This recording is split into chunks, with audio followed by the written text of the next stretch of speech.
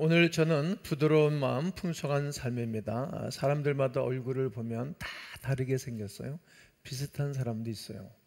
제 친구 목사를 하나 사귀었는데 저한테 여러분들이 나하고 닮은 목사가 있다는 거예요.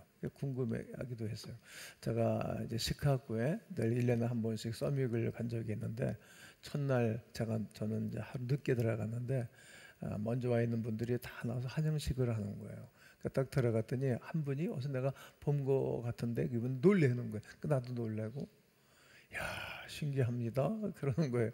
그게 뭐가 신기합니까? 그랬더니 자기 친구 중에 나하고 똑같은 놈이 있다는 거예요. 그 놈이 누굽니까? 그래서 내가 전화번호를 따가지고 통화를 했어요. 그리고 당신 우리 교회 와서 집회를 해라. 또 교회 사이즈를 내가 아니까 그리고 저도 그 교회 와서 집회를 했어요. 그분이 바로 그 정영교 목사입니다. 정영교 목사. 비슷하게 생겼잖아요. 어디를 가면 꼭 형제냐고 쌍둥이냐고 사람들이 묻기도 해요. 이렇게 사람들을 보면 비스무리하게 생긴 사람들이 있지만 거기다가 이렇게 다릅니다. 또 얼굴 표정도 굳어져 있는 사람도 있고 펴져 있는 사람도 있어요. 낙하산하고 얼굴 표정은 펴져야 산대요. 옆에 분 한번 보세요. 잘 펴져 있나 굳어져 있나. 펴져 있습니까? 그러면 그 사람은 행복한 거예요. 그러니까 손도 부드러운 사람이 있고 뻣뻣한 굳어져 있는 사람도 있어요. 어떤 일을 하느냐에 따라서 손이 굳어져 있는 분도 있고 부드러운 분들이 계셔요. 자, 교우들하고 거의 다 악수를 해보면 이렇게 부드러운 분도 계시고 이렇게 굳어져 있는 분들도 만나게 된답니다. 여러분 한번 질문을 해볼게요. 굳어져 있는 것이 좋습니까? 부드러운 것이 좋습니까? 네, 그렇습니다. 우리의 마음도 부드러운 것이 좋습니다. 마음이 굳어져 있으면 행복하지가 않은 것입니다. 오늘 본문 36장 26절을 다 함께 한번 다시 읽습니다. 시작. 또 새 영을 너희 속에 두고 새 마음을 너희에게 주되 너희 육신에서 굳은 마음을 제거하고 부드러운 마음을 줄 것이며. 아멘. 새 영 새 마음을 너희에게 준다. 새 영 새 마음. 그런데 굳은 마음을 제거하고 무슨 마음을 가져라? 부드러운 마음을 줄 것이며. 하나님이 새 영과 새 마음을 바꿔주게 되면 우리 마음에 부드러운 마음을 준다는 거예요. 굳은 마음 좋지 않습니다. 몸도 굳어져 있으면 병들어요. 굳은 몸도 마음도 우리 생각도 부드러운 사람이 건강한 것입니다. 저는 한때 운동을 하지 않고 살았어요. 저는 운동을 하고 이렇게 노는 거를 좋아하는 형은 아니에요. 늘 공부를 좋아하는 형도 아니지만 목사니까 늘 책을 봐야 되고 목사니까 늘 글을 써야 되고 일주일에 몇 편의 설교를 써내야 되기 때문에 늘 책상에 앉아 있는 시간이 많아요.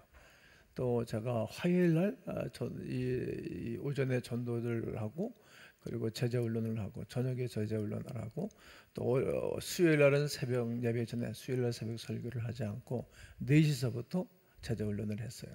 그리고 이제 부교육자들이 새벽에 설교를 하고 또 수요일 날 예배 마치고 나서 또 제자훈련을 하고 목요일 날도 제자훈련을 하고 그러니까 내일 늦게까지 움직이고 또 늦게 밥을 먹고 그러다 보니까 체중이 엄청나게 늘었어요.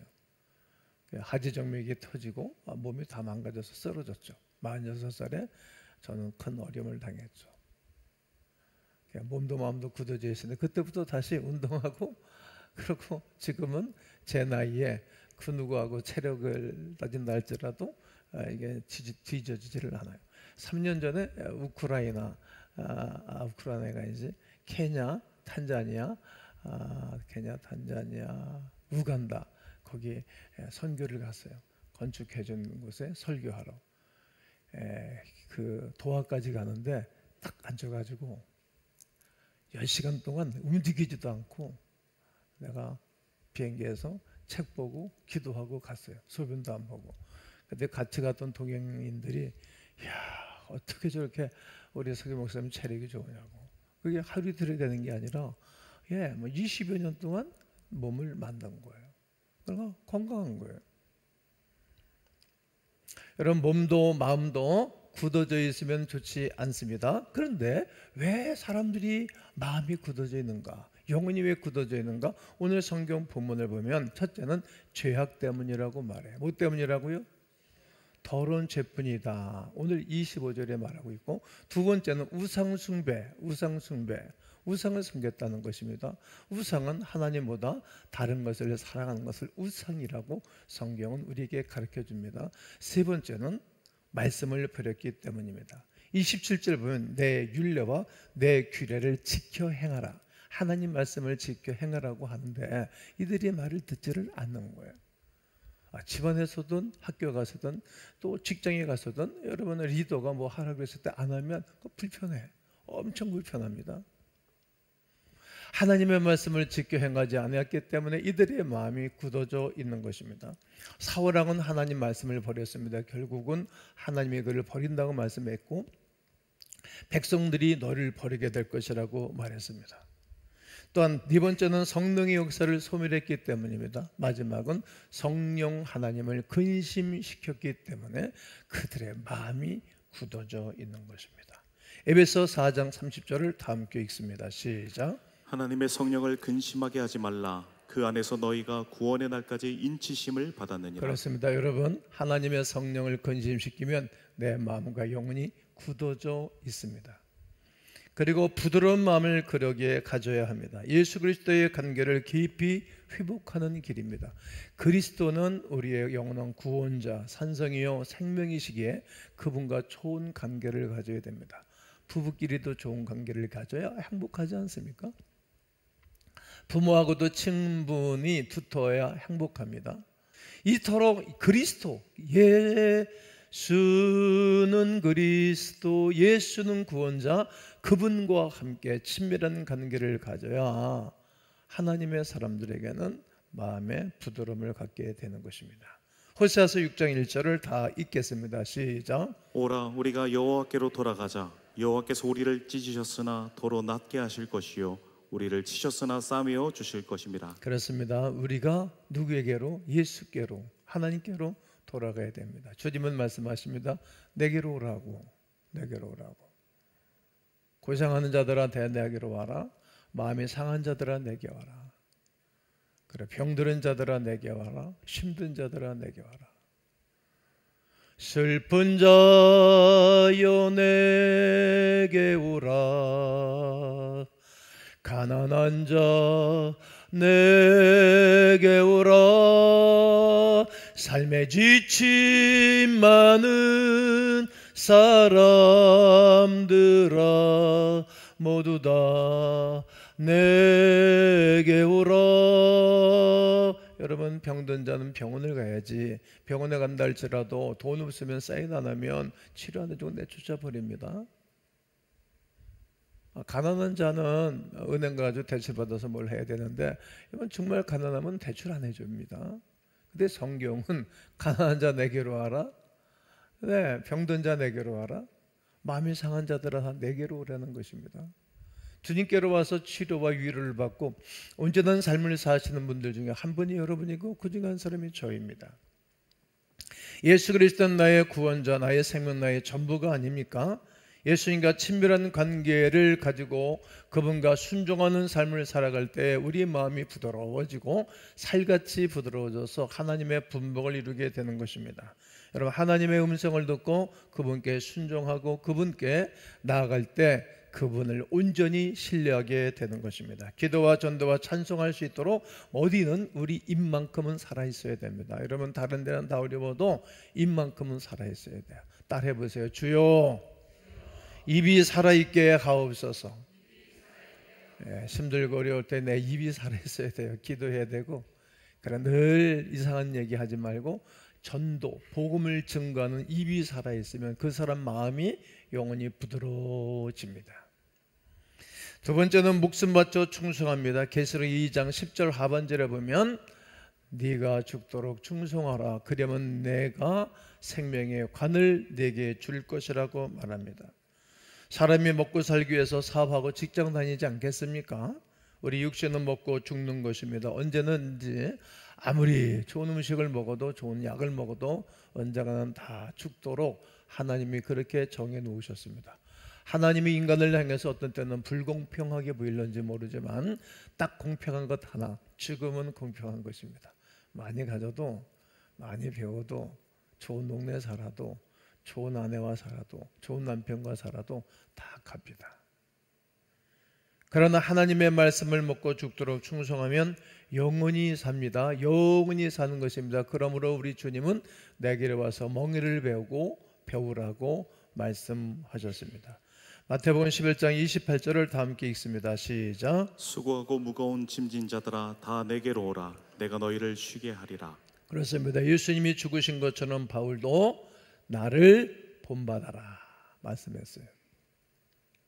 이거 참 어려운 말입니다. 나를 본받으시오. 우리도 한번 해보겠어요. 옆에 있는 분한테 나를 본받으세요 해보세요. 또 한번 이렇게 물어보세요. 도대체 뭘 본받으라는 말입니까? 물어보세요. 나를 본받으라는 거예요. 어떤 것을 본받으라는 말이죠?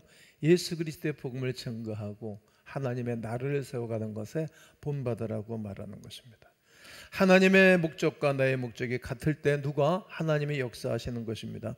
신념은 이렇게 해 드릴 테니까 이렇게 도와주시라고 말하는 것이라면, 신앙은 하나님의 역사하는 것에, 하나님의 일하는 것에 나를 써주세요, 나를 사용해 주세요, 이것이 신앙입니다. 그러므로 신념의 사람은 실패하나 신앙의 사람은 절대로 실패하지 않습니다. 잘 됩니다.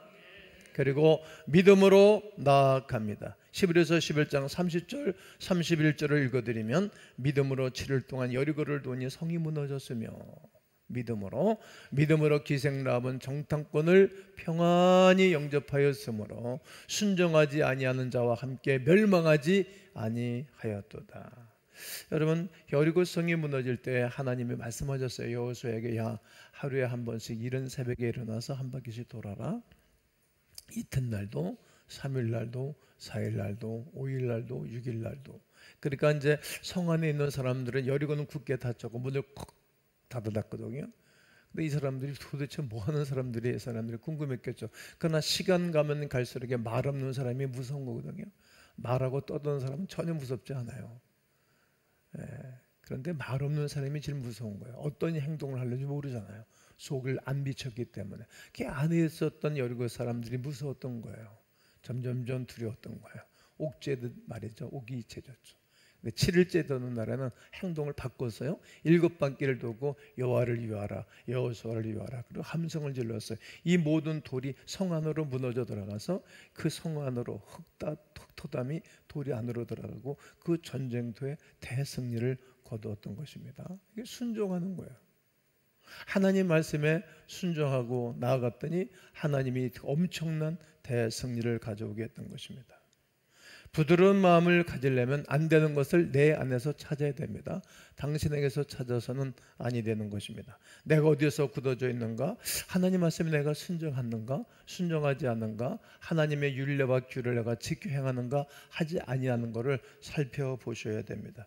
여호수아에게 하나님이 물에 들어가라고 말씀하셨으니까 물에 들어갔고, 물이 액체가 고체처럼 쌓아 올라가서 싹 물이 서 있었고, 그리고 이스라엘 백성들이 200만 명이나 되는 그 수 없는 백성들과 짐승떼와 낙타떼와 모든 재산을 가지고 도강을 하였던 것입니다. 이성적인 사람은 물에 들어가면 핑계대는 거예요. 물에 빠져 죽는다고 똑똑한 얘기를 하죠. 11조를 하라고 성경은 가르치죠. 그래 교회에서 그렇게 가르칩니다. 11조면 망해요. 돈이 빠져나가니까. 그런데 이건 이성적인 사람의 이야기고, 말씀에 순종하는 사람들에게는 황충을 금해주시고 창고에 가득하게 채워주시고 하나님이 동행해 주시는 것입니다. 신념의 사람은 묵턱되고 물에 들어갈 테니 갈라질 것이라고 말합니다. 그러다 물에 빠져 죽는 거죠. 신앙의 사람은 하나님께서 물에 들어가라고 하셨기 때문에 물에 들어간답니다. 하나님의 말씀하신 말씀에 그저 하나하나 순종할 따름입니다. 하나님께서 나를 통해 일하시게 해드리는 것입니다. 이것이, 아멘 해보세요, 믿음입니다. 하나님의 하신 말씀대로 행하는 것. 순종의 사람, 이성의 사람, 불순종의 사람, 신념의 사람은 자기 안에 있는 거예요. 내가 하는 거예요. 흥하는 사람과 망하는 사람의 차이입니다. 흥하는 사람은 흥하는 사람은 아멘, 잘 되는 사람은 그렇게 하겠습니다. 이렇게 순종의 사람으로 바뀌어져 갑니다. 고린도후서 1장 19절과 20절을 다 함께 읽겠습니다. 시작. 우리 곧 나와 실루아노와 디모데로 말미암아 너희 가운데 전파된 하나님의 아들 예수 그리스도는 예하고 아니라 함이 되지 아니하셨으니 그에게는 예만 되었느니라. 하나님의 약속은 얼마든지 그리스도 안에서 이해가 되니 그런즉 그로 말미암아 우리가 아멘하여 하나님께 영광을 돌리게 되느니라. 흥하는 사람은 매당 처음부터 예, 아멘 그렇게 해보겠습니다 이렇게 시작하고, 망하는 사람은 싫어요, 어려워요, 못해요 이렇게 망할 생각부터 하고 두려움서부터 시작합니다. 그러므로 우리가 말씀에 비추어 봐서 나를 깨닫고 나를 뒤돌아봐야 됩니다. 무릎을 꿇고 하나님께 이렇게 기도하셔야 됩니다. 잘못을 내 안에서 찾아야 됩니다. 그리고 이렇게 기도해야 됩니다. 따라해 보세요. 주여, 영적 생각을 주시옵소서. 이사야서 55장 8절을 읽겠습니다. 시작. 이는 내 생각이 너희의 생각과 다르며 내 길은 너희의 길과 다름이니라. 여호와의 말씀이니라. 여러분, 내 생각과 하나님의 생각이 다르고 내 길과 하나님의 길이 다른 거예요. 나는 좀 편안하게 사는 거예요. 몸도 편안하고 그냥 신경 쓸 일도 없고 그렇게 사는 건데, 하나님 그렇게 하질 않으세요. 인물들은 다 어려움과 고통을 다 지나가는 것입니다. 그러므로 이렇게 외쳐야 되면 여러분들이 아멘 하세요. 하나님이여, 성령을 부어 주옵소서. 하나님의 영광의 길을 걷게 해 주옵소서. 하나님의 생각을 주옵소서. 하나님을 늘 인정하게 하옵소서. 잠언 3장 6절을 읽겠습니다. 너는 범사의 그를 인정하라. 그리하면 네 길을 지도하시리라. 그래서 범사에 힘들고 어려울 때도 하나님이 그렇게 하셨구나. 잘 될 때도 하나님이 그렇게 하셨구나. 높은 자리에 올려섰을 때도 하나님이 그렇게 하셨구나. 빈핍한 자의 자리에 나를 꼬나박듯이 밑에 내려놨을 때도 하나님이 그렇게 하셨구나. 이게 범사에 인정하는 거예요. 그러면 하나님이 이래도 하나님이 하셨다, 저래도 하나님이 하셨다, 이렇게도 감사하고 저렇게도 감사하면 힘들고 어려운 나를 바라보면서 안 됐다, 그만 알았다, 내가 너를 건져주마 그러고 깊은 웅덩이와 수렁에서 건져 주시고 나의 발을 반석 위에 예수 그리스도의 터 위에 세워주시는 거예요. 이게 믿음의 세계가 그런 것입니다. 인생에 실패하는 이유가 여러 가지가 있는데 그 중에 하나는 아담입니다. 아담이 어떤 것입니까? 불순종한 것 때문에 인생이 실패하는 것입니다. 먹지 말라고 했던 선악과를 먹는 거예요. 여러분, 우리가 이 땅에서도 수없는 음식을 먹지요. 근데 먹으라는 음식을 먹으면 건강해요. 먹지 말라는 음식을 먹으면 건강이 망가지는 것입니다. 불순종한 것 때문에 아담이 실패를 했습니다. 노아 시대에 불순종했던 모든 사람들이 노아홍수 시대에 다 죽은 거예요. 코로 호흡하는 새, 코로 호흡하는 짐승, 코로 호흡하는 모든 사람들이 다 방주 밖에 있던 사람들이 죽은 거예요. 방주 안에 들어와 있던 모든 정결한 짐승 7쌍, 부정한 짐승 2쌍, 모든 사람들은 살아남았던 것입니다. 안과 밖의 차이가 이렇게 큰 것입니다. 아브라함은 여종 하갈로 인해서 번민과 고통을 당했습니다. 왜 너는 네 아내와 더불어 살라고 했는데 왜 이방 여인 그리고 종의 잠자를 내가지고 이스마엘을 낳은 것입니까? 이것 때문에 집안이 풍지박산이 되고 힘들고 어려웠던 대가를 치렀던 것입니다. 그러므로 기도하셔야 됩니다. 따라하십시오. 주여, 내 안에 말씀이 심겨져 승리하게 하옵소서. 하나님의 사람들이여, 하나님은 우리를 씨를 통해서 우리 이 땅을 살게 하시는 것입니다. 우리의 마음은 밭입니다. 부드러운 밭, 옥토 같은 마음이 되셔야 됩니다. 이 옥토 같은 마음에 하나님의 말씀이 심겨지셔야 됩니다. 그리고 그 말씀이 나를 사용하도록 해야 되고 그 말씀이 나의 전체 내 인생을 걸어가고 다가가도록 해야 됩니다. 인생의 모든 사이클을 하나님 말씀에 맞추셔야 됩니다. 그러면 그 사람은 잘 됩니다. 부드러운 마음을 가지고 살기 때문에 사람들도 도와주고 자연도 도와주고 또 나라도 도와주고 또 하나님이 도와주시는 것입니다. 그리고 순종의 마음을 구하셔야 됩니다. 불순종한 사람이 있습니다. 사울은 하나님께서 왕을 세운 것을 후회했다고 말하는 것입니다. 제가 교회에 일꾼들을 세울 때도 이게 마땅치 않은 분이 세우면 후회를 하는 사람들이 있어요. 그러면 안 돼요. 하나님이 후회하셨대요. 사울왕을 세고 난다. 하나님을 버리고 백성들을 무섭게 여기고 그렇게 훌륭한 신하를 왜 죽이려고 그런 것입니까? 여러분 생각해 보십시오. 다윗 같은 사람이 어디 있겠어요? 그런데 다 나라를 위기에서 건져주고 그랬던 그 충성스러운 사람을 죽이라고 명령하는 거예요. 시기와 경쟁심. 경쟁은 여러분 좋은 게 아니에요. 공부하는 거 경쟁하고 이런 것은 좋은 것이지만 사람과 경쟁해가지고 그 사람을 죽이려고 하는 것은 아주 악한 것입니다. 그러니까 자기가 망하고 자기뿐만이 아니라 하루아침에 그 훌륭한 아들 셋이 있었는데 그 세 아들과 함께 자기의 칼을 복구해야 되고 자살을 하고 하루아침에 네 사람이 죽는 거예요. 그 집안이 몰락한 가문이 된 것입니다. 뭡니까? 불순종한 거예요. 하나님이 후회할 만한 일을 하는 사람은 미래가 없는 것입니다. 요나 하나님 말씀에 불순종해서 폭풍이 일어나고 큰 고기 속에 잠겨가지고 3일 동안 고사가 억수로한 거예요. 이 사람은 3일 동안 금식해 본 적도 없어요. 3일 동안 기도해 본 적도 없어요. 그런데 큰 고래일 거예요. 거기 갇혀놓고 난 다음에 칙칙하고 어려운데 그 안에서 살려주세요. 한 번만 살려주시면 내가 하나님의 복음을 전가하도록 하겠습니다. 그랬더니 니느웨 성 근처에 입을 쫙 벌고 토해놔가지고 3일 동안 복음을 전했던 것입니다. 반면에 순종한 사람들도 있습니다. 다윗은 하나님 마음에 합한 사람입니다. 저 사람은 정말 귀하다. 그러니까 그 사람은 어린 시절에 목동으로부터 시작해가지고 한나라의 왕이 되고 존경받는 이스라엘 모든 사람들에게 있어서 나는 다윗처럼 살 거야. 이렇게 하나님 마음에 합한 사람이었습니다. 바울은 이방인의 사도가 되었지요. 그렇게 복음에 대해서 악감정이 있었던 그가 예수 만나고 난 다음에 세상 끝날까지 순교하면서 복음을 전해줬던 사람입니다. 브리스갈라 아굴라 같은 부부는 얼마나 믿음이 좋은 사람인지 몰라요. 자기의 목숨까지라도 내놓을 정도로 바울의 훌륭한 동역자였었던 것을 로마서 16장 3절과 4절에서 말씀을 합니다. 이처럼 아멘 해보세요. 직분을 받으면 받을수록 순종하셔야 됩니다. 바쁠수록 기도하셔야 됩니다. 그리고 순종의 사람들이 되어지면 부드러운 마음이 되어져서 하나님이 그 밭에 하나님의 아름다운 열매들을 심어주고 축복해 주시는 것입니다. 여러분 특별히 가정이 좋아지고 경제력이 좋아질수록 우리는 순종하고 늘 겸손하셔야 됩니다. 신명기 8장 18절을 읽겠습니다. 시작. 내 하나님 여호와를 기억하라. 그가 네게 재물 얻을 능력을 주셨습니다. 이같이 하심은 내 조상들에게 맹세하신 언약을 오늘과 같이 이루려 하심이니라. 여러분 하나님을 기억해 보세요.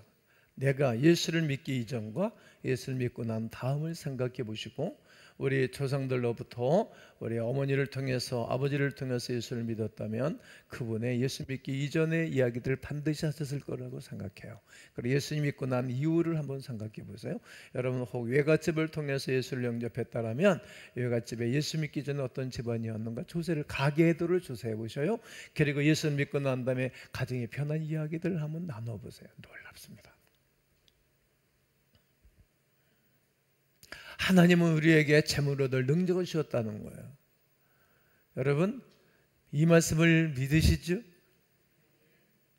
제가 늘 성도들을 축복 기도할 때 하나님 11조와 복음예물을 드린 분들을 잘 되게 하셔서 더 많은 예물을 하나님께 드리게 하시고 더 많은 예물을 이웃과 나누게 하시고 사람들에게 사랑을 베풀어주면 그 사람들이 마음을 얻잖아요. 동지가 생기고 형제가 생겨요.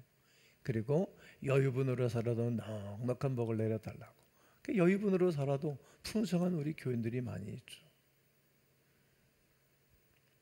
이렇게 재물 얻을 능력을 하나님이 주시는 것입니다. 조상들을 통해서도 역사하셨고 또 우리가 이제 이 땅을 살다가 이 땅을 떠날 거예요. 그럼 하늘나라 가면 이 땅에 있는 누가 다 볼 수 있어요. 이렇게 우리는 하늘나라 잘 모르지만 내 아들이 잘 살고 있구나, 내 딸이 잘 살고 있구나, 내 손자들이 잘 살고 있구나, 내 손녀들이 잘 살고 있구나, 내 증손들이 고손들이 저렇게 다복하게 복되게 복음을 해서 살고 있구나. 그 행복할 거예요. 그 능력을 주시는 거예요. 재물 얻을 능력을 주시는 거예요. 나의 모든 문제는 어디에서 해결 찾는 것인가 하면 마태복음 7장 7절입니다. 구하라 주실 것이요, 찾으라 찾아낼 것이고, 문을 두드리라 그러면 너에게 열릴 것이라. 구하는 이마다 받을 것이요, 찾는 이가 찾아낼 것이요, 두드리는 이에게 열릴 것이니라. 여러분 성경은 아주 고집이 센 책이라고 아리스토텔레스가 이런 얘기를 했습니다. 왜 그런 얘기를 철학자가 얘기했을까요? 수많은 책 중에 고집이 센 책 이유가 있는데 말씀하신 대로 역사하시기 때문입니다. 여러분, 구하라, 찾으라, 두드리라, 그러면 주시고 찾아낸다고 말씀하셨으니 기도할 만하잖아요. 다 막혔어도, 앞에도 막히고 뒤도 막히고 다 막혔어도 하늘은 열려 있는 거예요. 그래서 지난주에 말씀하신 것처럼 신앙의 선지자는 다 위를 쳐다보고 살았다고. 오병이의 기적을 행하실 때도 보시고 축사하고 나눠주고 기적이 일어났고, 죽은 나사를 살릴 때 하늘을 우러러보시고 기도하셨어요. 스데반도 하늘을 우러러봤고, 에스겔도 하늘을 우러러봤고, 요한사도도 하늘을 우러러봤고, 스데반 안수 집사도 하늘을 우러러보면서 하나님 나라가 확 열리고, 하나님 보좌 우편에 예수님이 뻘떡 일어나서 자기를 바라보는 것을 보았어요. 그래서 우리가 늘 하늘을 바라보는 거예요. 힘들고 어려울 때, 막막할 때 늘 하늘을 바라보는 거예요. 하나님 앞에 기도하며 간구할 때마다 위면하지 아니하시는 하나님이 우리에게 있는 거예요. 어떤 때는 친구 같고, 어떤 때는 형님 같고, 어떤 때는 아버지 같고, 어떤 때는 어머니 같은 그분이 성경에 다 기록되어져 있는 그런 칭호입니다. 이 땅에 아버지보다 더 좋은 친구는 또 어디 있겠습니까? 어머니보다 더 친한 용우는 어디 있겠습니까? 친구보다 더 친한 용우는 어디 있습니까? 형님 같은 그러한 친구가 더 친한 친구가 어디 있겠습니까? 그렇게 우리 주님이 지금도 당신의 백성들을 도와주시고 있는 것입니다. 그러므로 여러분과 제 속에 큰 분이 들어오셔야 됩니다. 굳어져 있는 마음을 회개하고 굳어져 있는 마음을 내버리게 되어지면, 그리고 그 예수 그리스도 우리 마음속에 환영하고 인정하는 것입니다. 더러운 죄, 우상 숭배, 말씀을 버린 것, 말씀에 불순종하는 것, 성령을 근심시키는 것, 그리고 성령을 소변시킨 것을 회개하셔야 됩니다. 할렐루야. 그리고 부드러운 마음을 구하셔야 됩니다. 예수님과 깊은 관계를 가지셔야 되고, 충성하지 못한 것을 회개하고 자백해야 됩니다. 안 되는 것을 내 안에서 찾아야 됩니다. 주여, 순종의 마음을 달라고 우리 하나님 앞에 간구하셔야 됩니다. 구령의 열정을 달라고 주 앞에 기도하며 간구해야 되기도 합니다. 한국 교회가 이렇게 크게 부흥한 이유가 있습니다. 배후에 가난이 있었습니다. 배후에 고통이 너무 심했습니다. 실제로 어렵게 사는 사람은 예수를 믿어도 생명을 걸고 예수를 믿었습니다. 예수 믿는 생활이 사치품이 아니고 교양이 아닙니다. 생존과 관계된 일이었습니다. 이 세상에 이렇게 고생하고 서글프게 사는데 구원을 받지 못하면 억울해서 어떻게 사냐. 그래서 그들은 늘 기도하고 우리 주님을 중심으로, 교회를 중심으로 살아냈던 것입니다. 그렇기 때문에 예수를 믿는 것이 죽고 사는 문제로 생각하고 달려들었던 것입니다. 돈은 악이 아닙니다. 돈이 많이 가지고 있는 것도 잘못이 아닙니다. 그러나 부와 돈이 주님 앞에 가는 일에 장애물이 된다면 부와 재물은 악한 것입니다. 부와 돈이 하나님이 주시는 천국을 내 마음속에 소유하지 못하게 만든다면 그것은 참으로 불행한 일일 것입니다. 나는 여러분 마음속에 부드러운 마음, 천국이 소유된 마음을 가지시게 해 주시고, 그 안에 하나님의 말씀과 성령이 임하여서 풍성하고 거룩한 은혜가 있는 광음인들 되시기를 주님의 이름으로 축원합니다.